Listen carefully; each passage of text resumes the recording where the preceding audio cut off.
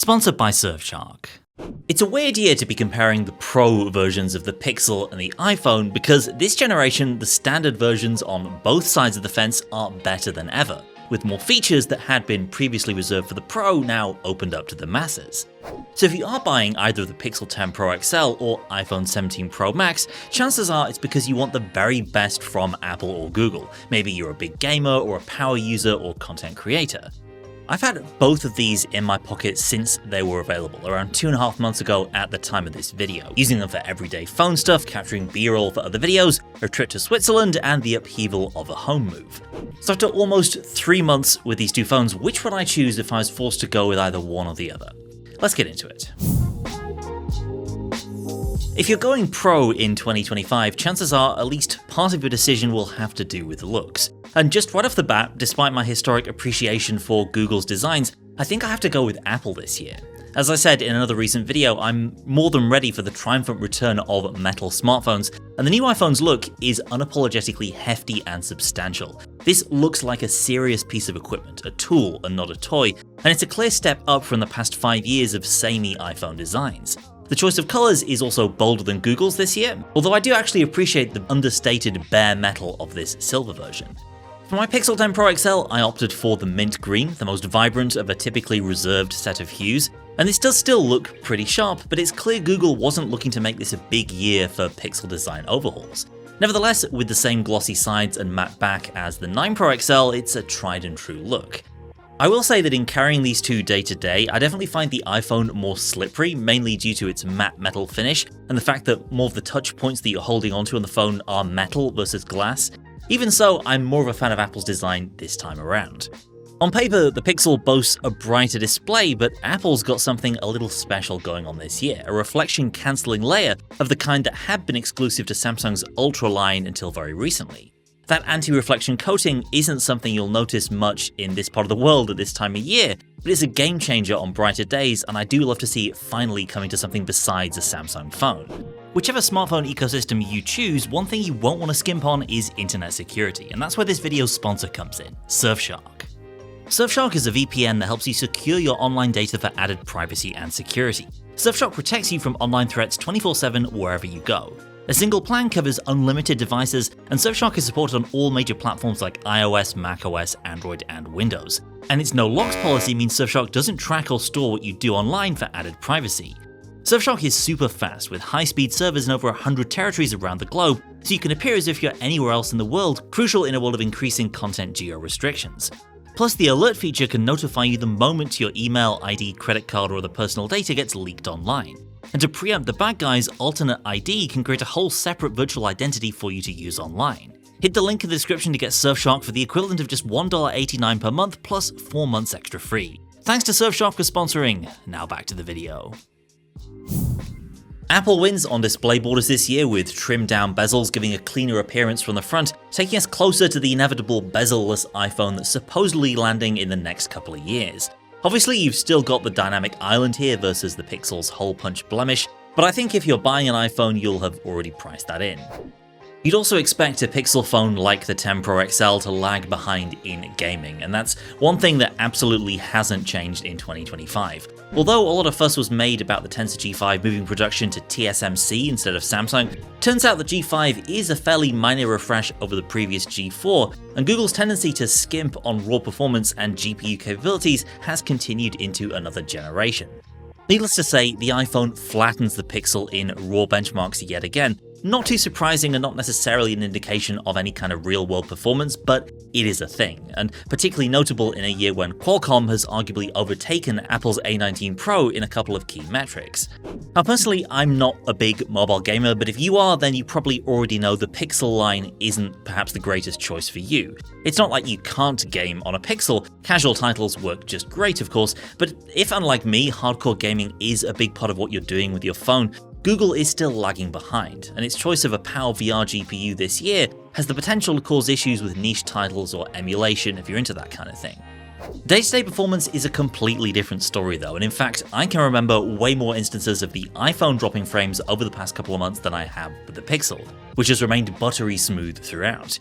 You can blame that mostly on the weightier iOS 26 interface with its liquid glass effects, though it does seem to have improved with the iOS 26.1 update. Prior to that, when unlocking, the iPhone would often fail to fully render all my home screen icons before everything else popped into view. And performance is one thing, but what about endurance? Well, I put both fully through their paces over the past couple of months, and I think this one is a win for the iPhone overall. Which is not to say the Pixel has bad battery life or anything. For me, it's a moderate improvement over the Pixel 9 Pro XL, which was a decent full-day phone for me most of the time. With the iPhone, I'm much more likely to have a decent amount of juice still in the tank by late evening, which means less anxiety on more demanding days. It gets a full day and change versus the Pixel's full day. Both phones held up better than their predecessors in my experience on demanding travel days. On a recent trip, leaving at 5 AM for a 7 AM flight and using the iPhone for media on the plane and navigation on the ground, I still have more than 50% remaining going into the evening. And similarly, using the Pixel for a heavy day of photography and a little video, I didn't notice anywhere near as much of a precipitous drop in charge levels compared to the Pixel 8 and Pixel 9.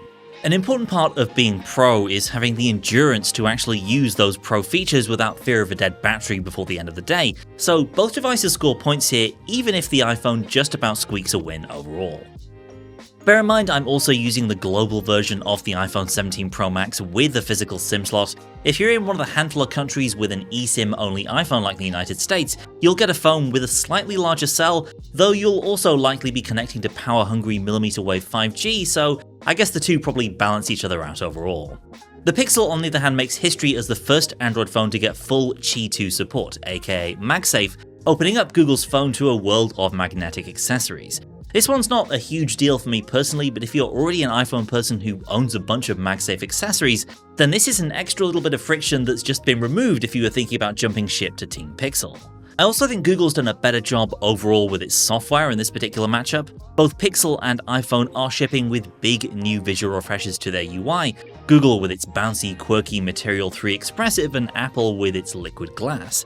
I already touched on some of the jank and drop frames that I saw with iOS 26 in the early days, and while I don't hate Apple's new UI as much as some folks do, I'm also not particularly enamored with it. To my eye, it's at best a side grade from iOS 18 in most areas, and that's being generous. One feature that does stand out though is the new spatial lock screens you can create in iOS 26 and the way they interact with light and reflectivity.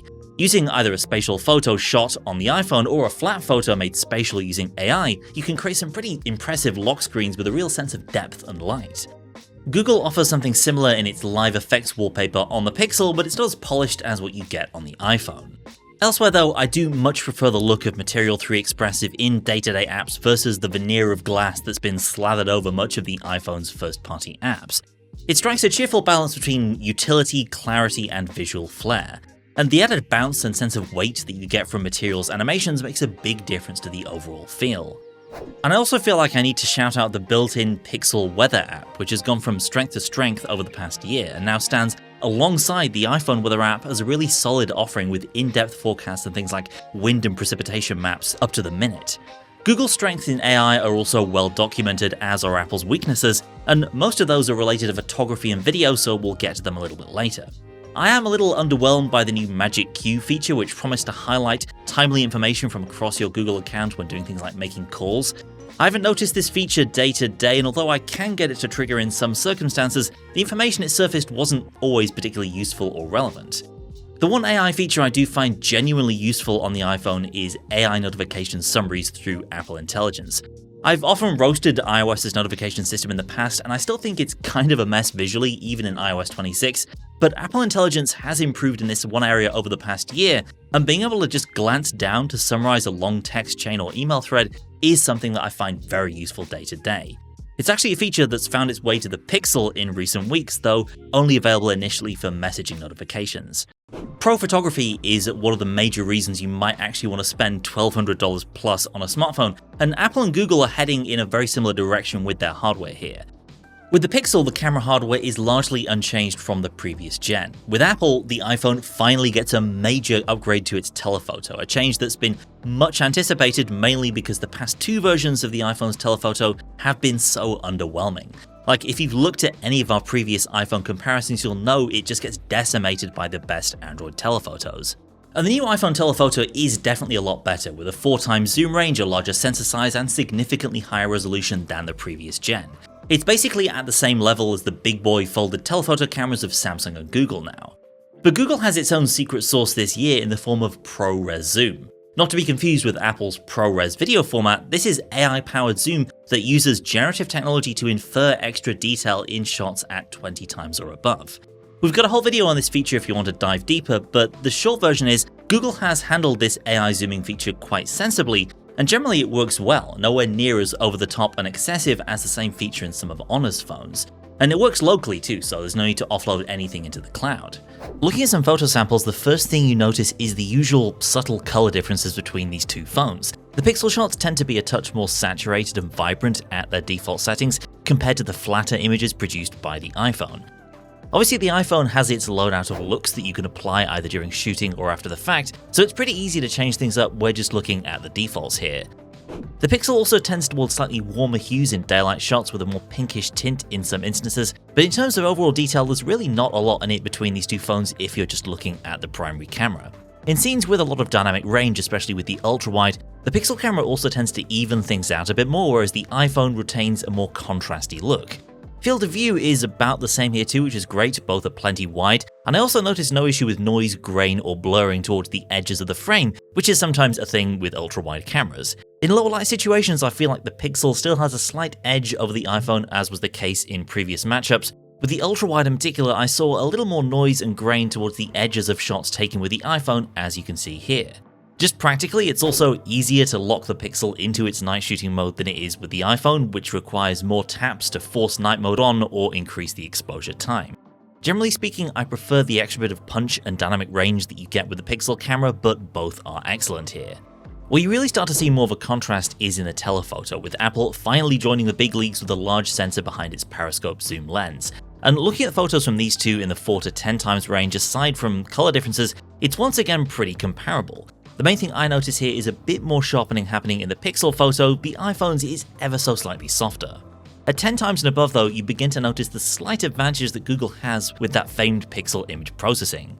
Details are sharper, with less detail being smushed away by the processing compared to the iPhone. See the stones and brickwork here, for example. They're subtle differences, but they are there. I don't want to talk down the iPhone's telephoto too much though, as it is undoubtedly a big upgrade on last year, and puts Apple in contention with some of the best telephotos out there. But I do still think it falls slightly short of Google's. For example, in shots like this with challenging lighting, you can see this statue where the Pixel brings out more detail from the shadows that are lost in the iPhone's more contrasty photo. As you approach the iPhone's max zoom range of 40 times, the Pixel's advantage becomes even more clear, with ProRes Zoom filling in some details that are missing from the iPhone's versions of shots like this. Switching over to the front cameras, both are excellent performers with amply wide front-facing capabilities. Perhaps the biggest, most meaningful upgrade this year is the new square sensor in the iPhone, which means you can shoot vertical or horizontal selfies without rotating the phone. It's a very nice touch that I hope many future Android phones will steal. It's also worth touching on some software highlights for these two camera systems. Apple once again lets you turn any individual photo into a portrait after the fact through the Photos app, and the same goes for the specific color-graded look of the photo. You don't need to set this in the camera app if you don't want to, it's always available later in Photos. And Apple's AI object removal tool has improved over the past year to the point where it's pretty much as good as Google's now. What's missing, of course, are the smorgasbord of AI extras, like the ability to move objects within shots or reimagine scenes entirely. Now, I don't use tools like this regularly, but having them at your disposal makes the Pixel feel like a more comprehensive phone camera. Video-wise, the Pixel supports up to 8K resolution through Video Boost, meaning you can get free AI-inferred details in addition to smoother footage if you're willing to wait for the cloud upload and processing to complete. The iPhone supports 4K at up to 120 frames per second, but there is no 8K option at the moment. Now, in terms of video quality, the iPhone has always been a top performer, and that remains the case with the 17 Pro Max. ProRes RAW is finally here if you're a professional who's into that kind of thing, though honestly for me, this is total overkill for the way I shoot my stuff. More importantly, the larger sensor and higher resolution of the telephoto opens up some really fun creative possibilities, especially when combined with the action mode. Even at 4x at a brisk walking pace here, the iPhone does a phenomenal job smoothing things out.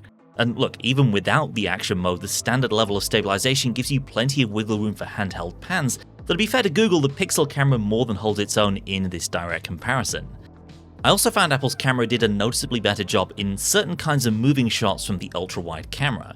Take a look at this sequence with a decent amount of daylight and shadow, and you'll see a lot of detail being mushed out around the edges of the frame on the Pixel. You just don't see that in the iPhone's version of this clip. Now, this doesn't happen all the time. Here's another example, also in daylight but with less extreme differences in light, where the Pixel does just fine. Nevertheless, that weakness in certain kinds of shots with very high dynamic range is worth noting. Moving into nighttime video though, the Pixel hugely benefits from its night sight video feature, which is part of the whole Video Boost package. Just look at this sequence here and compare with the iPhone. The footage from the 17 Pro Max is far from bad, but you do see some of that telltale wobbliness that's typical of phone camera footage at night, and the Pixel almost completely obliterates that. The caveat though is because it's Video Boost, you do need to offload clips to the cloud for processing and then wait around for the results. This is handled automatically through Google Photos, but still the results are almost always worth the wait. Video Boost is one of those Pixel features that just feels kind of magical to use in the same way that HDR Plus did 10 years ago. Now I'll drop a little more sample footage here, or you can skip ahead and we'll wrap things up.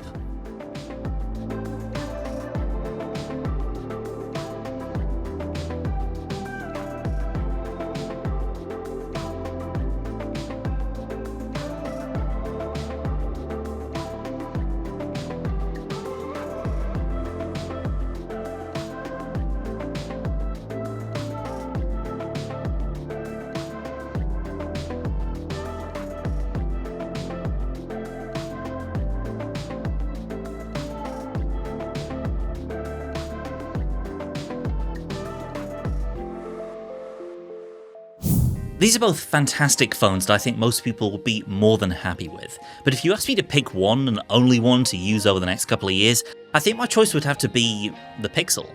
Despite my preference for the iPhone's hardware design, the Pixel's look is still sharp and attractive. Its software is better looking than Apple's with more AI features that I actually find useful, especially if you're talking about photography. I'm not a big mobile gamer, so the Pixel's disadvantage in raw horsepower doesn't matter to me all that much, and while Google's device doesn't offer multi-day battery life, its endurance is more than enough to match the way I use a phone. But most of all, it's that Pixel camera experience that keeps me coming back to the Google phone. Even without ProRes zoom, the Pixel's telephoto takes better looking shots in the crucial 10 to 20 times range than Apple's. Video Boost is an almost magical solution for upscaling and low light captures. The Pixel's night mode is superior too, in my experience, and personally, I'm just more of a fan of that classic Pixel photo and video look. But that's just my very subjective opinion. Be sure to hit the comments, let me know which you choose out of this matchup. Drop us a like if you enjoyed this video and stick around and subscribe for more comparisons coming very soon, including the OnePlus 15 and S25 Ultra. But for now, thanks for watching, and I'll see you next time.